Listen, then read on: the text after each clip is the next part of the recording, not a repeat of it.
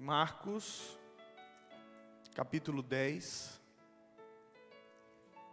Gosto muito do Evangelho de Marcos. Foi o primeiro evangelho que eu li.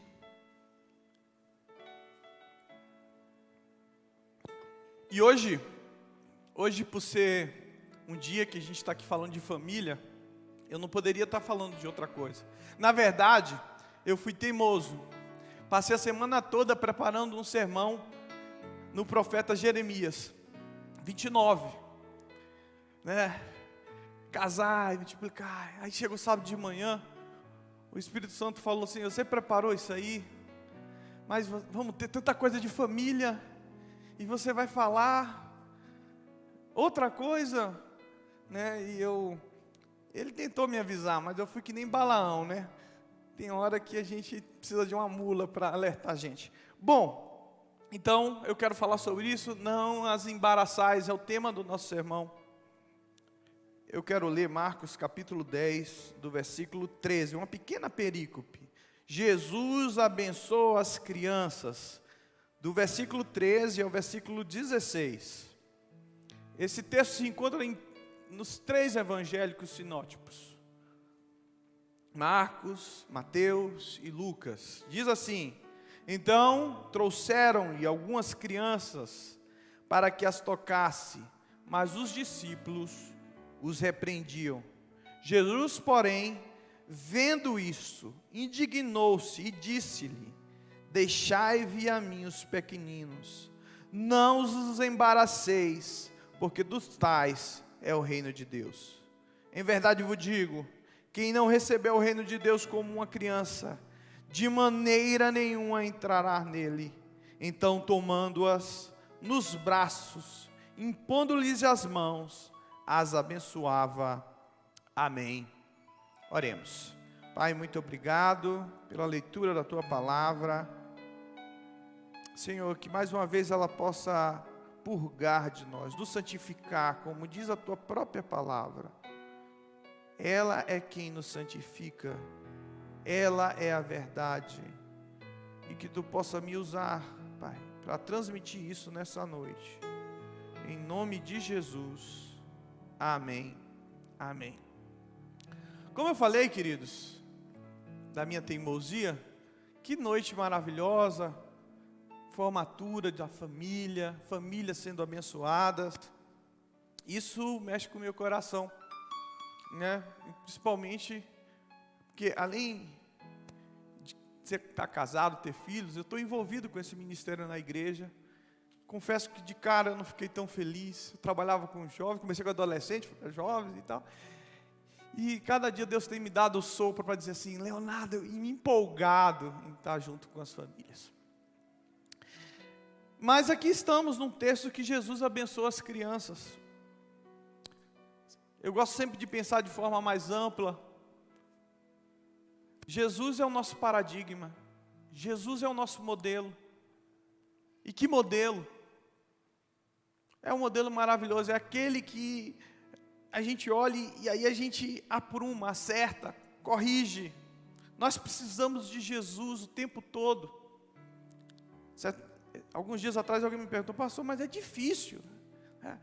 Eu estava falando com alguém sobre a parábola do bom samaritano, e ali os dois religiosos passaram ao largo, e Jesus vai, em Lucas 12, e Jesus, o bom samaritano, vai, para, toca, passa óleo, põe no seu animal, vai andando, leva até a estribaria, e aí fala assim: pastor, mas isso é muito difícil.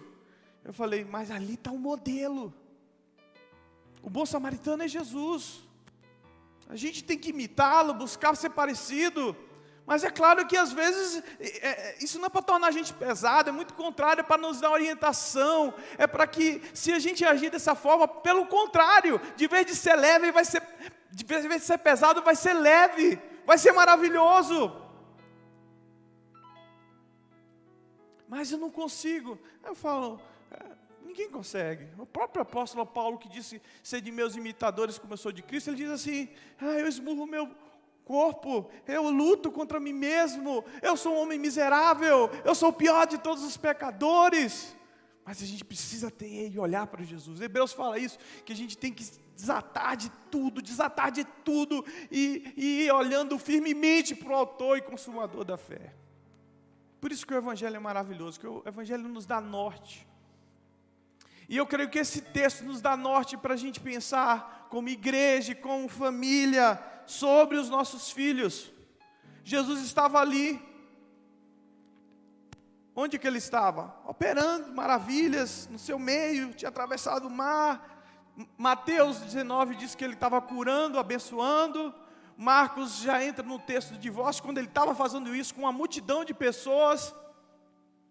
Chega os legalistas, os fariseus, para tentar mais uma vez sabotar Jesus, pegar no pé dele e procura saber o que ele acha sobre o divórcio. Isso está em todas as narrativas do Evangelho. E naquele ambiente Jesus está ali ensinando, mostrando qual é o problema que está no coração do homem, não em Deus. Mas diante daquele quadro, vem chegando as criancinhas. Vem as crianças, provavelmente quando o termo fala criança, de 6 a 10 anos, acho que cheio de alegria, entusiasmo, vindo até Jesus. E o que acontece, amados, quando essas crianças estão vindo para Jesus?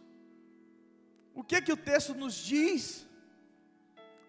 O texto nos diz que os discípulos, vendo, claramente o texto diz isso, que os discípulos vendo isso, indignou-se, repreendeu. Há uma versão que diz assim, repreendeu. Indignar é irar-se, a palavra. Repreendia. Gente, peraí. Pessoas querendo ir a Jesus e os discípulos repreendendo. Aqui para mim tem uma verdade muito clara sobre esse não embaraçar, que a gente precisa entender. Quem são os discípulos? Os discípulos somos nós, o discípulo é a igreja sou eu e você. E muitas vezes, de vez da gente estar facilitando, de vez da gente estar dando toda a liberdade para que pessoas, pequenos, crianças, vamos pensar filhos, venham até Jesus, nós estamos atrapalhando. Nós estamos dificultando as coisas. Nós estamos impedindo as coisas. E se a gente olhar no Evangelho, não foi poucas vezes que, de vez dos discípulos facilitarem a obra de Deus, dizer assim, se está necessitado, é para ele que tem que ir, porque ele mesmo disse, todo aquele que tem algum problema, todo aquele que tem alguma dificuldade, venham a mim. Mas de vez da gente facilitar que as pessoas venham até Jesus, que pode mudar, que pode dar alegria real, a gente atrapalha. E o texto mostra isso. Os discípulos, 3 vezes eu fiquei procurando na minha cognição da palavra de Deus, que os discípulos, diz que tinha multidão, também um outro texto, que é do cego Bartimeu, e entre a multidão estão os discípulos. Bartimeu está gritando lá, filho de Davi, tem compaixão de mim, filho de Davi, e eles estão dizendo, cala a boca, repreendendo. E olha, gente, se tem uma palavra que para mim personaliza, traduz, representa Jesus, é a palavra compaixão. Toda vez que você está lendo Jesus, quando ele olha para a pessoa e diz, e vendo, ele viu um cego, teve compaixão. Ele foi andando e viu as multidões, viu que não tinha pastor, e mesmo cansado, tendo compaixão. Se tem algo que é a pessoa de Jesus, é ter compaixão. Como impedir Jesus de ter compaixão? Compaixão é sentir dentro, é sentir. Jesus é aquele que sente dentro, que sente a sua dor por dentro. Eu preciso dizer isso, se tem uma mensagem do Evangelho que eu preciso dizer para você, há um Deus que pensa, sente, sofre por você. Isso é maravilhoso. Mas, irmãos, ao invés da gente facilitar as coisas, sempre a gente atrapalha. Esqueci do outro texto, um outro texto que eu acho que eles repreenderam. Jesus está ali no deserto, abençoando a multidão, querendo fazer coisas. E eles preocupados. A agenda deles é o seguinte: quem é que vai dar comida para esse povo todo? Onde é que a gente vai achar dinheiro? Sempre pensando diferente do reino. Jesus teve que chegar no coração deles e falar: vocês que vão dar comida, vocês têm que se preocupar com gente. A minha preocupação é essa, eu vim salvar o perdido. A nossa preocupação tem que ser essa, amados. Talvez seja uma palavra, pastor, não, isso é leve, porque a gente precisa mudar o nosso coração. Jesus é esse paradigma que muda o nosso coração. Precisamos estar atentos a isso. O que nós temos feito? Às vezes eu olho e vejo que a agenda da igreja não é a agenda de Deus. Temos outro tipo, a nossa agenda deve ser com o perdido. Às vezes a agenda da sua vida também. E agora eu quero entrar no lar, na família. Às vezes a agenda de você, pai e mãe, não é a agenda de Deus. Estamos tendo outra agenda. O que achamos prioridade não é. E o que é prioridade a gente tem deixado de lado. Como o texto diz aqui. O texto nos diz o que é prioridade. E se a gente pensar bem, só aqui dava para parar o sermão. Será que as nossas crianças têm sido a nossa prioridade? Será que a prioridade que nós estamos dando a ela é a prioridade certa? As nossas crianças estão podendo chegar até Jesus. Os nossos filhos estão conhecendo Jesus. Eu tenho me preocupado com a nossa geração. Há muita coisa para tirar nossos filhos de Jesus. Há uma ideologia de gênero, há tantas coisas tentando tirar nossos filhos de Jesus. Nós precisamos nos preocupar com os nossos filhos.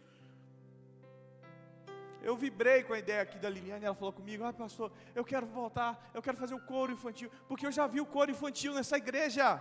Eu já vi o fruto do coro infantil nessa igreja. Quando eu olho aqui, vocês não percebem, talvez não saibam, o Rafa tocando, a Tainá, a Rafaela e muitos outros começaram lá no coro infantil.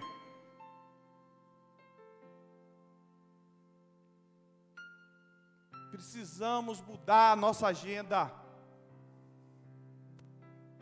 Graças a Deus, Kenny, que um dia você e o Arthur vão fazer um curso. Pastor, nós queremos ministrar para pais educando filhos na igreja. Isso é maravilhoso. Isso tem que vir até nós. A gente precisa ter uma agenda, e uma agenda, como diz os atuais aí, porta-voz, intencional. Não é esse negócio assim, não, hoje eu tenho um tempo com o meu filho. Aí outro dia você não tem mais nada.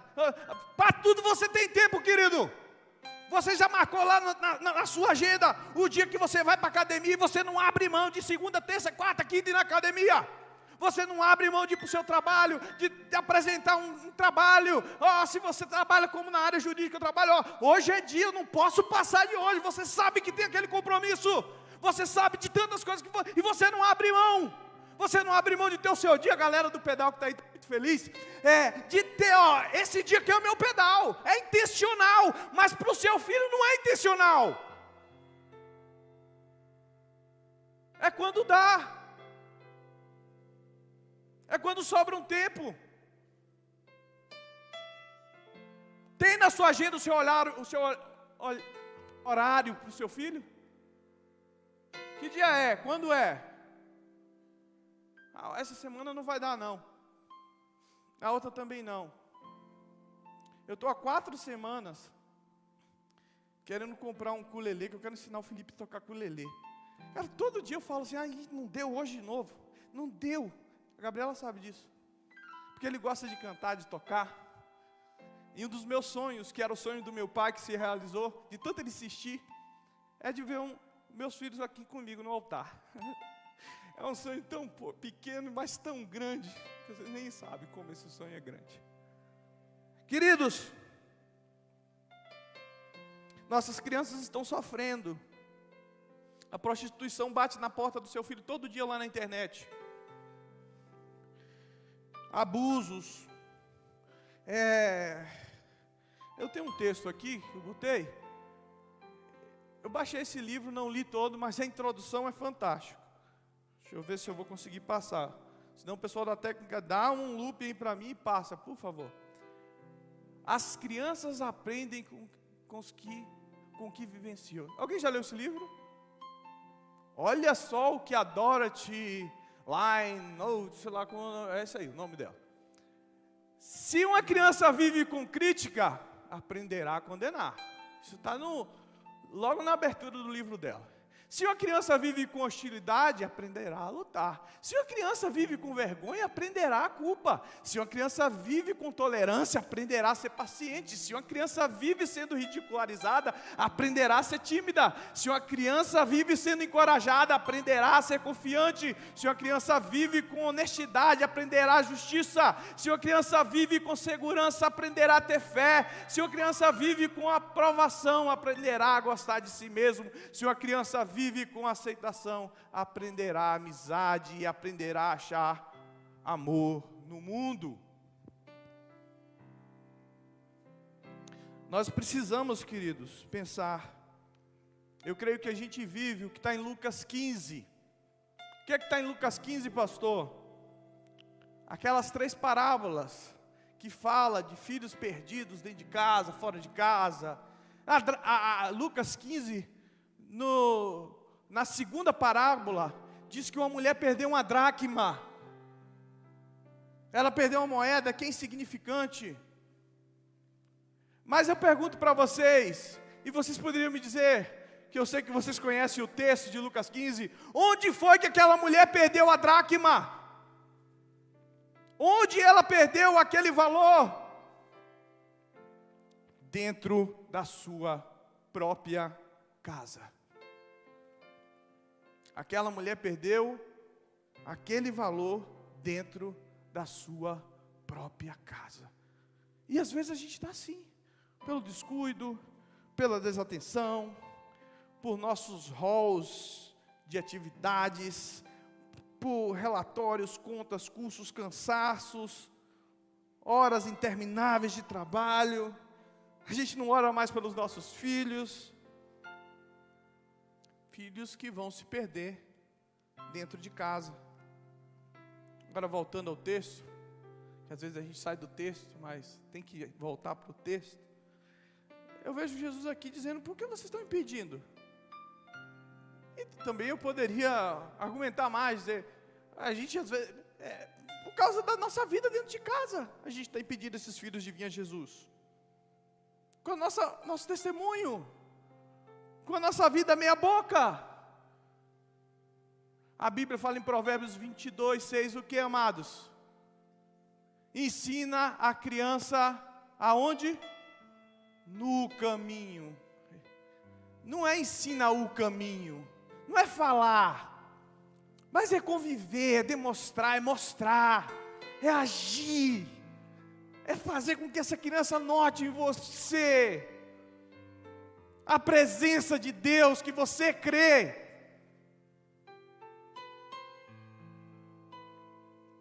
Sabe um relatório que eu vi, da década passada, triste, mas mostra que só 30% dos filhos do povo de Deus da igreja fica na igreja. 30%. Significa que 70% são dracmas perdidas. Sabe o que significa também, irmãos? Que se só está 30% aqui da geração passada, essa igreja poderia ser 3 vezes maior. Não era esse tamanho que ia estar aqui, não, era muito maior de cristãos. Mas 70% dos filhos de homens e de mulheres que estão dentro da igreja, não estão dentro da igreja, do povo de Deus.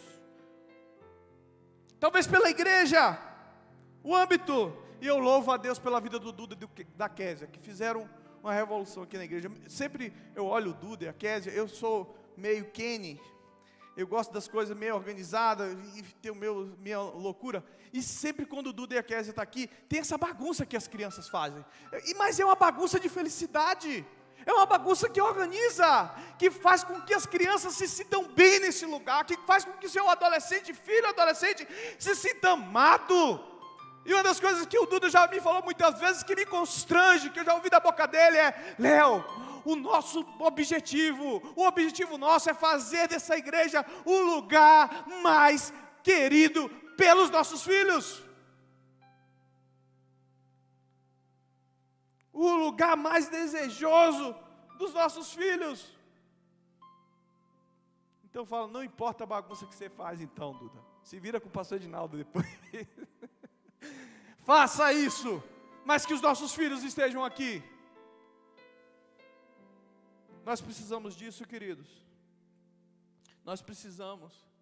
Eu e a Gabriela, posso falar isso?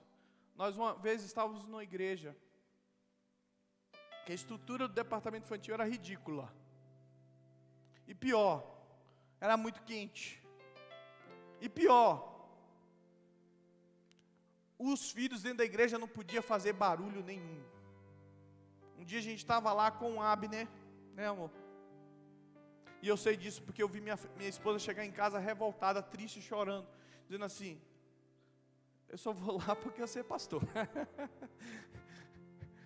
É porque você... não. Mas não é aqui não, tá, irmãos? Fica tranquilo. Mas um certo líder falou assim: ó, aqui criança não pode fazer isso, que vai atrapalhar o culto. Foi isso, né, Gabi? Vai atrapalhar o culto. Então, se a gente tem a visão que uma criança vai atrapalhar o culto, onde nós vamos parar? Eu louvo a Deus, sabe por quê, queridos? Ali está a vida. Vou citar nomes do Neudes e da sua esposa Alexandra. Às vezes eu venho aqui no culto de oração, segunda-feira, nem sabe o que eu vejo, os irmãos já viram também. A Alexandra e Neudes, e onde estão os meninos? Do lado deles, eles trazem para a oração e as crianças estão ali do lado dele. Nada impede eles de vir para a oração. As crianças ficam brincando ali onde está a Karine. Ela orando, e as crianças brincando, mas estão aqui.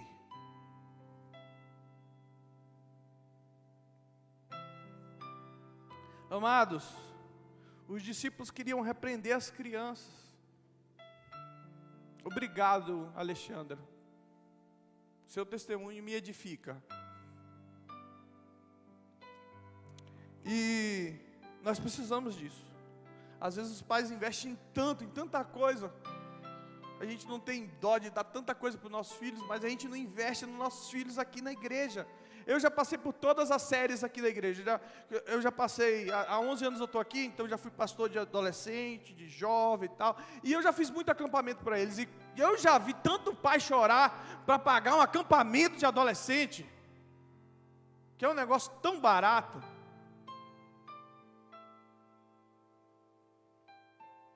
Onde está seu coração, meu querido? Você não está impedindo seus filhos de vir a Cristo, não? Você não está impedindo seus filhos de vir até Jesus? Então, aí vem Jesus, e o que ele faz? Ele demonstrou indignação com a falta de sensibilidade para com as crianças. Jesus, porém, vendo isso, indignou-se. Essa palavra aí é irou-se. Jesus ficou irado.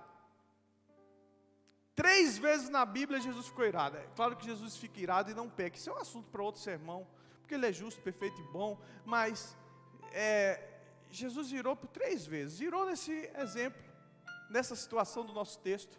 Irou profundamente quando ele chegou na casa do pai e o pessoal estava fazendo ali negócios de forma para ter lucro e tal, e ele derruba aquelas banquetas tudo e fala assim: ei, isso aqui é casa de oração para ter intimidade com Deus, vocês estão mudando o sentido do que é o culto ao Senhor, vocês estão fazendo network aqui, mas isso aqui não é para fazer isso não, aqui é para adorar a Deus, aqui é para conhecer a Deus. Ele irou-se quando ele foi curar um homem no dia de sábado, ele estava na sinagoga e os caras estavam tudo em cima, e um homem da mão ressequida, isso também está no Evangelho de Marcos, e ele pergunta: vem cá, é lícito ou não é lícito fazer o bem? E essa é uma explicação que a gente poderia pensar sobre o dia de sábado, porque trabalhava-se o dia todo, a semana toda. E quando a gente trabalha pensando na devolução, no resultado daquilo que a gente empenha em fazer. Mas no sábado não se faz nada e vive para gratidão.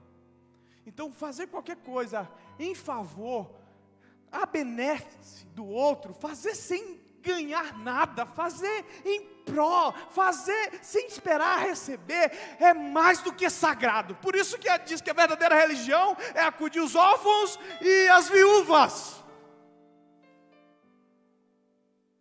E não adianta você guardar um dia e viver com essa proporção no seu coração, que tudo tem que ser trocado na sua vida.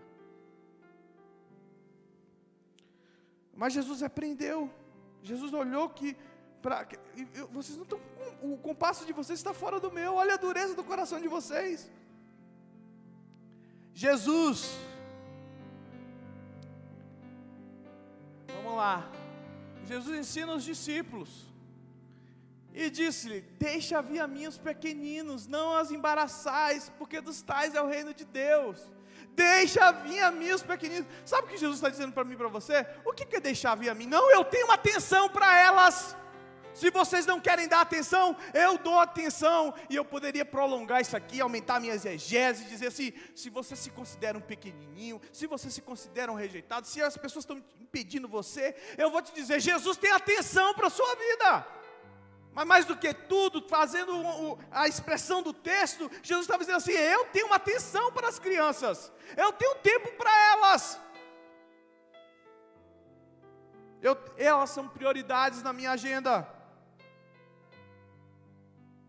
Deixa eu falar uma coisa para nós, igreja, para nós em casa, família, nós precisamos ter prioridade para os nossos filhos, nós temos que ter tempo para os nossos filhos.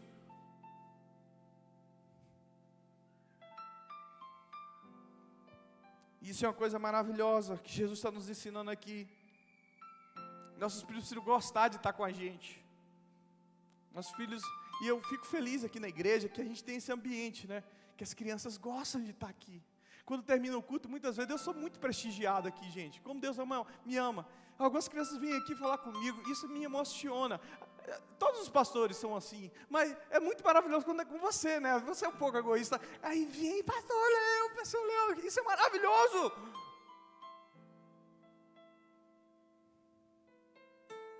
Queridos, o inimigo investe pesado, o inimigo tem muito tempo para cuidar do teu filho. Se você não tiver tempo para ele, o inimigo vai ter muito tempo para cuidar do seu filho.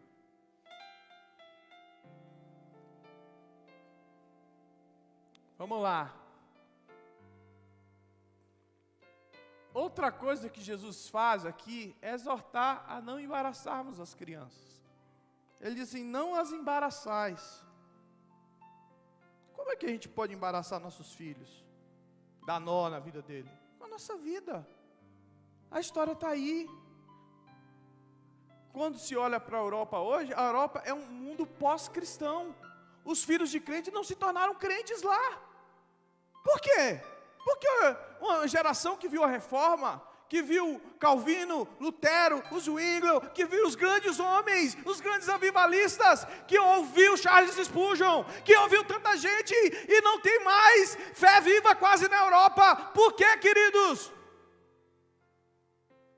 E eu não quero isso para a minha nação, eu não quero isso para a minha cidade, eu não quero isso na minha casa. Porque muitas vezes a gente vai vivendo um compromisso formal, a religiosidade toma o nosso coração, a gente para de amar a Deus, de amar a Bíblia, de orar, de mostrar a importância da fé para os nossos filhos, de nos dar, de cumprir aquilo que a gente às vezes faz aqui no dia da profissão de fé e do batismo, de ser fiel, de mostrar que a coisa prioritária na nossa vida é estar na igreja. Esse termo embaraçar atrapalhar. Eu não sou pescador, não tenho jeito de ser pescador, porque eu tenho muita energia para ficar parado num barco, né, gente? Ou eu afundo o barco lá, ou alguma coisa vai acontecer. Então nunca fui numa pesca, não me convide para uma pesca, mas amigos pescadores me disseram que quando você trabalha para pescar, você pode usar o molinete ou, o que é a outra peça lá?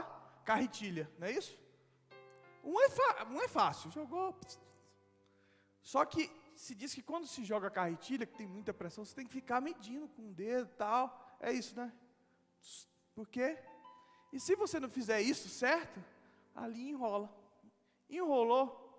Para desenrolar aquele negócio lá, vai horas.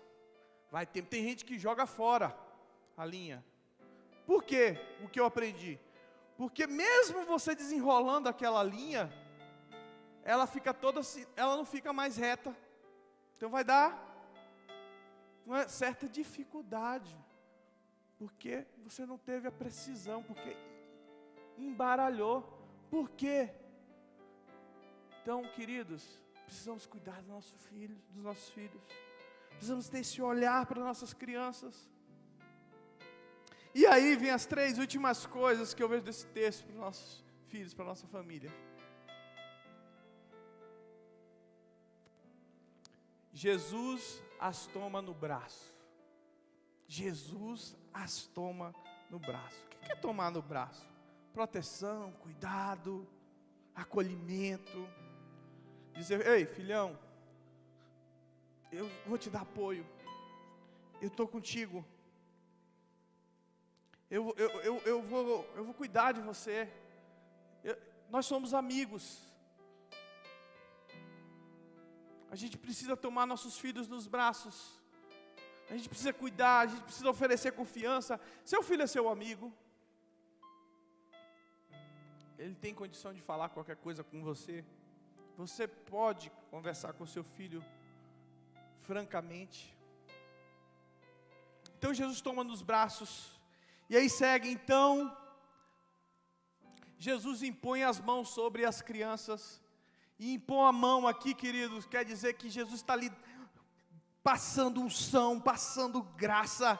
Jesus está, de certa forma, dizendo para mim e você, interceda, ore. Não sei se você tem feito isso para os seus filhos. Levante de madrugada, lute, porque é uma luta. Seus filhos precisam ser abençoados, queridos. O mundo não está trabalhando pouco para destruí-lo. Eu já contei aqui nessa igreja e vou repetir 2 testemunhos de jovens, pelo menos um, eu me lembro pré-adolescente para jovem. Uma jovem que chegou para mim e falou assim: pastor, as minhas amigas só vão me aceitar no grupo se eu namorar com uma delas. Você precisa estar orando pelos seus filhos. E sabe qual é o sentimento dela? Ela diz assim: eu gosto das minhas amigas. Um outro chegou para mim e falou: pastor, eu tenho meus amigos da escola e tal, mas lá no nosso grupo, a galera só manda pornografia, só manda coisas, e eu não quero ficar vendo isso, eu quero me consagrar a Deus, eu quero que Jesus, mas eu amo meus amigos, eu não quero perder meus amigos, eu quero estar com meus amigos, mas eu sinto isso, o que eu faço? Queridos, você precisa interceder para os seus filhos.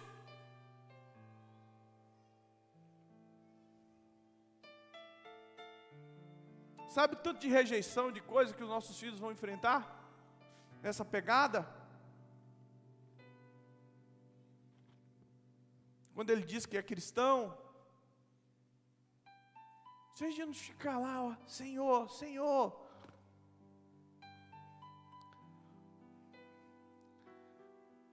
E Jesus abençoou as crianças. Jesus abençoou as crianças. Eu gosto muito desse termo. E como eu já sou um pouquinho velhinho, eu já tive a experiência de ir na casa dos meus avós, era assim na minha geração, e chegar lá, tem que pedir bênção. Bênção, pai. Bênção, avó. Se tem um adulto ali, bênção. Eu não sei se eles sabiam por quê, porque às vezes vive uma fé, mas Deus abençoe, meu filho. Deus abençoe. Deus abençoe. O que quer dizer isso?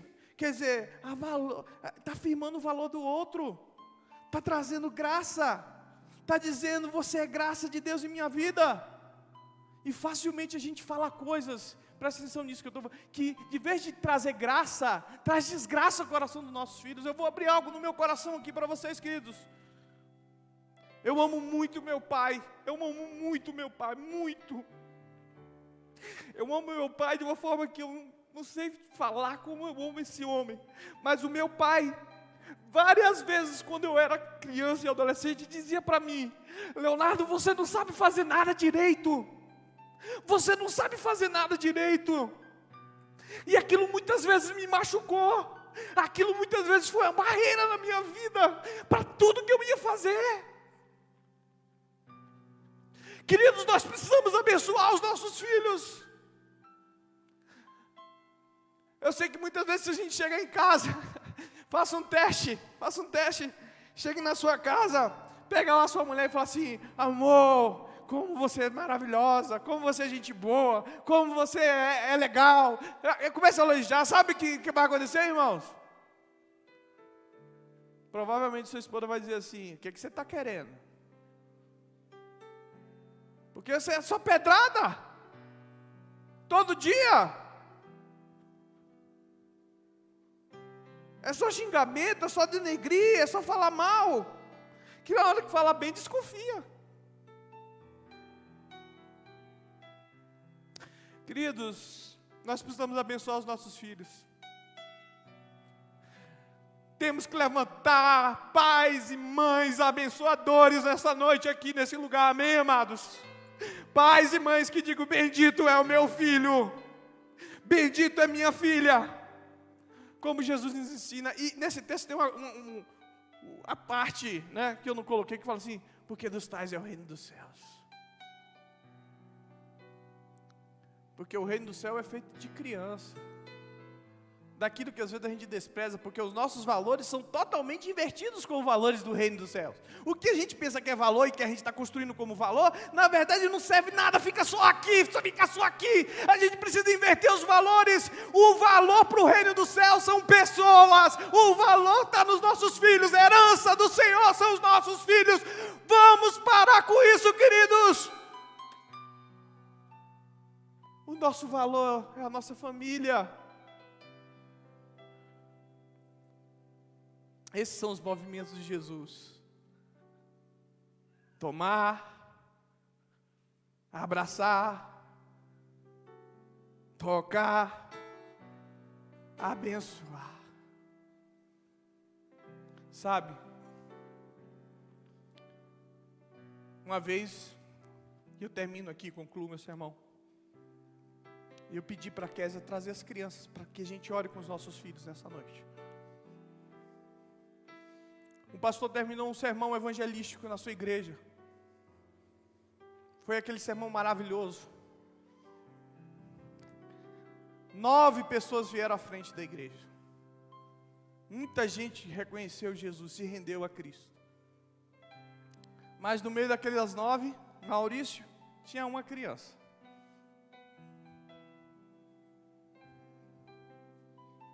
O pastor tinha um hábito de, quando ele fazia isso, de chamar cada um a conversar. E foi. Pegou o primeiro. Começou. Foi um a um. E ficou a criança.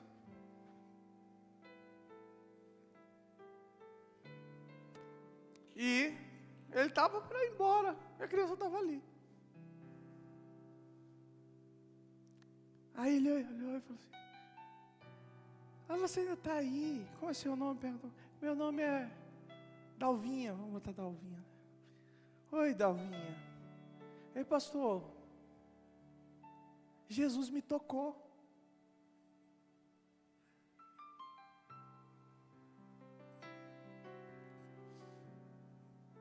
Aquele pastor olhou para todas as pessoas, ele esqueceu de olhar para aquela criança. Queridos, nós precisamos olhar para os nossos filhos. Na hora que você receber uma ligação e você estiver com o seu filho e alguém dizer assim: o que você está fazendo? Ah, eu só estou aqui com meu filho. Não, você está com o seu filho. Isso é muito importante. Eu sofro muito porque eu me entristeço, porque eu tenho investido pouco na vida dos meus filhos. Eu amo demais o Abner, eu amo demais o Felipe. Mas muitas vezes eu sou um desses que falam assim: não, eu só estou aqui com meu filho, cara, o que você quer? E denuncio eles e jogo para lá, como aquele pastor. Mas nessa noite, queridos, eu quero muito ver que a gente possa olhar e amar os nossos filhos e abençoá-los.